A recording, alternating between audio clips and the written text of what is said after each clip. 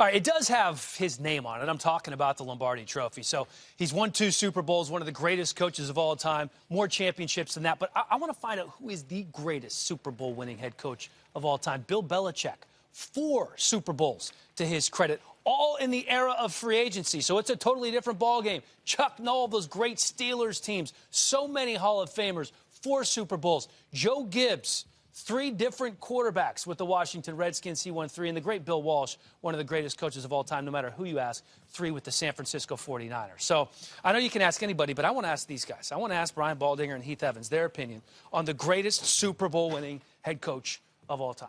Baldy, what do you think? Well, with all due respect to all the names you just mentioned, I mean, if you're saying pick one, I mean, Vince Lombardi, I mean, his name is on the trophy, but he coached in a league that was 12 teams. I'm going to go Chuck Noll. And here's why. When Chuck Noll took over the Steelers, they were the dregs of the league. They were 2-12, then 1-13. So they had to overcome the worst franchise in the whole league. Then he drafted. If you go back and look at their drafts, from Joe Green to Bradshaw to Franco, the whole group, did anybody ever draft better than what the Steelers did? And Noll was in charge. Okay, did anybody develop their players better than maybe the Steelers did during? So they took the worst franchise in league history, or at that time, and then turn them into a run of 4 championships in 8 years like we've never seen before, and had the league's most intimidating defense. Still, the standard that you play defense in this league was the Pittsburgh Steelers and the Steel Curtain. I love listening to this guy because it's like a history lesson. And I readily admit, when I was a little kid, I could watch about 2 minutes of the games, and then I wanted to be out in the yard throwing the ball with my dad. So I missed a lot of what he's talking about. But what I know is Bill Belichick. And I know you mentioned, in the free agency era of every year having to try to duplicate the same success, but with different players in a new scheme and a new system. And, sometimes you have the same DBs, sometimes you don't. Sometimes your O-line, you have 3 guys get hurt. You're replacing guys with people you've never heard of. And somehow this guy, every single year, his name and his team is in the mix in the end.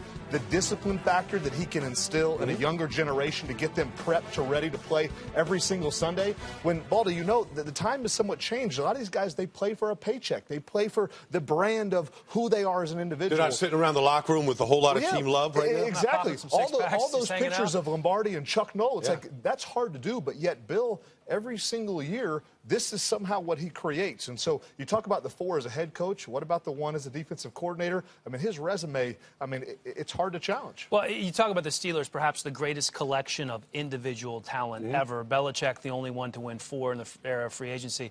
But Joe Gibbs, to me, the only quarterback to ever win 3 Super Bowls with 3 different quarterbacks and 3 different running backs, and during a strike-shortened season. I mean, I don't know if anybody in my mind has ever done more with less than Joe Gibbs. And it's funny because that's what a lot of people say about Bill Belichick. But he overcame more obstacles. What's the foundation of Joe Gibbs' teams? The Hogs. Run the ball, The Hogs. Yeah, absolutely. Okay, I mean, if you look in the trenches and see what Joe did in developing that group of Hogs, like that group could dominate in any era of football. I think they could still dominate in today's game. You hit the nail on the head. If people would just go back to what Joe did, you look at the Seahawks, and you look at the foundation of the Patriots. It's O-line and D-line. This game, everybody wants to change it with all the new bells and whistles.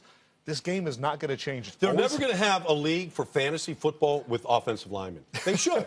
We should have like Trent Warfare. Yeah, you would love that. Yeah, I could figure out a system. Name recognition for Baldy. You look at a guy like Tom Cable, the offensive line coach in Seattle. And I'm including fullbacks here. Well, hey, listen. And blocking tight ends. They're few and far between, but if you look at the proof in the pudding, the teams that are hoisting the Lombardi, they're always the most tough teams. Look at the organization who's added the most pieces on both sides of the ball in the trenches the last couple of years. It's the Dallas Cowboys. They have their own version of the Hogs. They're trying to build up that defensive line right now. Perhaps they could be the next. Maybe they're taking a page from Joe Gibbs. They could be.